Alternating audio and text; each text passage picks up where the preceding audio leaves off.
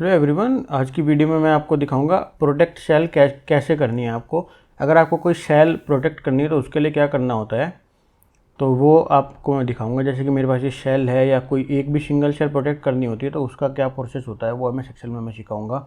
क्योंकि मैं एक्चुअली पूरी सीरीज़ लेके आया हूँ जिसकी लिंक नीचे डिस्क्रिप्शन में आपको मिल जाएगी। पूरी प्लेलिस्ट आप देख सकते हैं।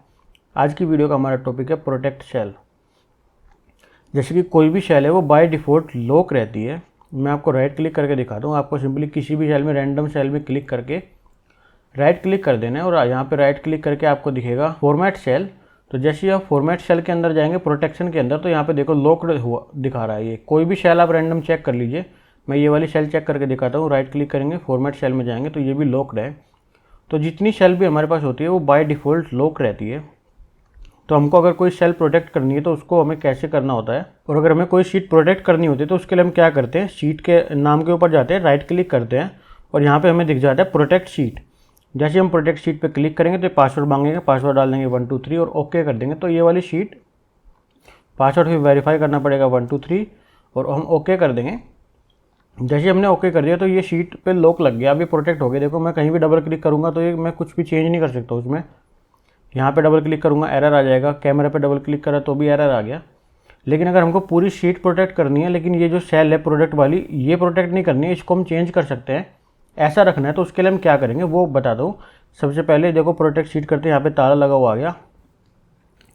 इस ताले को राइट क्लिक करके अनप्रोटेक्ट शीट कर देंगे और इसका जो पासवर्ड था 1 2 3 वो डाल देंगे। अब हमारी शीट अनप्रोटेक्ट हो गई और इसका ताला भी हट गया। मैं कुछ भी चेंज कर सकता हूँ, देखो इसमें राइट क्लिक करके डबल क्लिक करके।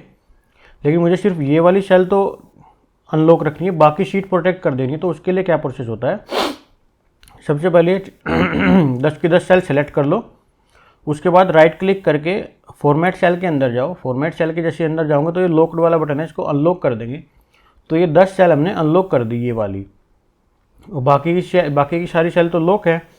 तो हम प्रोटेक्ट सेल पे जाएंगे, अब दबाएंगे प्रोटेक्ट शीट और दोबारा से इसको लॉक कर देंगे 1 2 3 और फिर पासवर्ड वेरीफाई 1 2 3। जैसे ही हम ओके करेंगे तो हमारी पूरी शीट पे देखो यहाँ पे ताला लग गया, पूरी शीट लॉक हो गई। हम कहीं भी कुछ भी चेंज करेंगे तो चेंज नहीं कर पाएंगे। लेकिन क्योंकि हमने ये वाली सेल अनलॉक कर दी थी तो इस सेल में हम जो भी चेंज करना चाहे वो कर सकते हैं। देखो मैं चेंज करके दिखाता हूँ आपको। ये परफ्यूम पे क्लिक करा, ये भी चेंज हो गया। शूज़ पे चेंज करा, दोबारा मैं टाइप भी कर सकता हूँ कुछ भी इसमें। तो सिंपली सिर्फ ये वाली जो हमने अनलॉक करी थी वो वाली सेल तो अनलॉक रहेंगी, बाकी पूरी शीट में हम कोई चेंज नहीं कर पाएंगे। ये देखो लॉक हो गया, ये भी लॉक हो गया, पूरी शीट में कहीं भी चेंज नहीं कर पाएंगे। लेकिन जो सेल हमने सेलेक्ट करके अनलॉक कर दी थी सिर्फ उनमें हम चेंज कर पाएंगे। देखो पूरी की पूरी सेल, पूरी की पूरी टेबल अनलॉक है हमारी। इसको दोबारा से हम अनप्रोटेक्ट कर देंगे। अनप्रोटेक्ट शीट राइट क्लिक करके 1 2 3 पासवर्ड डाल देंगे। एक तो प्रोसेस हो गया ये कि अगर आपको सिर्फ किसी सेल में या कोई भी एक लिस्ट ऑफ सेल अनलॉक रखनी है और बाकी लॉक कर देनी है।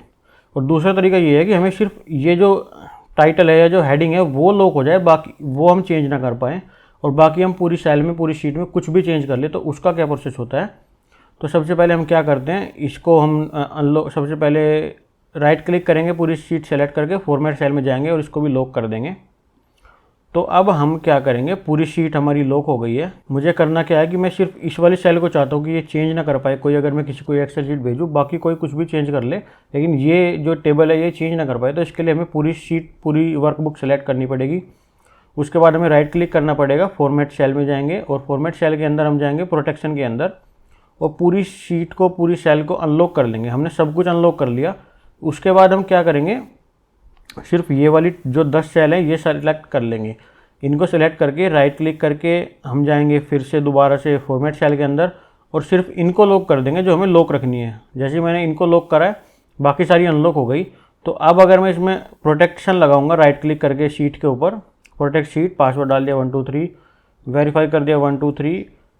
अब देखो क्या होगा, पूरी शीट में हम कहीं भी चेंज कर पा रहे हैं। जो सेल हमने अनलॉक कर दी थी, कुछ भी हम चेंज करना चाहिए कर सकते हैं। लेकिन सिर्फ यहाँ पे अगर हम क्लिक करेंगे प्रोडक्ट के ऊपर तो नहीं कर पाएंगे। इस वाली सेल को हम कुछ भी चेंज नहीं कर पाएंगे। हम इसमें कहीं भी कुछ भी लिख सकते हैं, देखो कहीं भी। लेकिन हम अगर इसमें लिखना चाहे तो कैमरा के ऊपर नहीं लिख सकते, हम इसमें परफ्यूम के ऊपर नहीं लिख सकते। ये वाली शीट तो हमारी लॉक हो गई, मतलब ये हिस्सा लॉक हो गया, ये डेटा लॉक हो गया। बाकी शीट में हम चेंज कर सकते हैं। देखो कहीं भी कुछ भी लिख सकते हैं, हम कहीं भी लिखते जा रहा हूँ मैं, तो उससे कुछ फ़र्क नहीं पड़ता है, हम कहीं भी कुछ भी लिख सकते हैं। तो इस प्रकार से आप MS एक्सेल के अंदर सेल को प्रोटेक्ट करके अपना डेटा अच्छे से मैनेज कर सकते हैं। अगर आपको किसी को सेल्स दिखानी है, सेल्स भेजनी है, लॉक करके भेजनी है, अनलॉक करके भेजनी है, वो मैंने इस वीडियो में बताया एक सिंगल पर्टिकुलर सेल के बारे में। लेकिन अगर आपको पूरी शीट कैसे मैनेज करनी है, पूरी शीट कैसे लॉक अनलॉक करनी है या प्रोटेक्ट करनी है, वो मैं इससे अगली वीडियो में दिखाऊंगा। तो फिलहाल इस वीडियो में इतना ही। अगर आपको ये वीडियो अच्छी लगी है तो इस वीडियो को लाइक करें और मेरे चैनल को सब्सक्राइब करें ऐसी और वीडियोस देखने के लिए। और पूरी MS एक्सेल की बेसिक से एडवांस तक प्लेलिस्ट की लिंक नीचे डिस्क्रिप्शन में आपको मिल जाएगी, उस पर क्लिक करके आप पूरी प्लेलिस्ट देख सकते हैं। बेसिक से एडवांस MS एक्सेल के एक एक topic wise 100 videos. Thank you for watching. मिलते हैं जल्दी नेक्स्ट वीडियो में नेक्स्ट टॉपिक के साथ।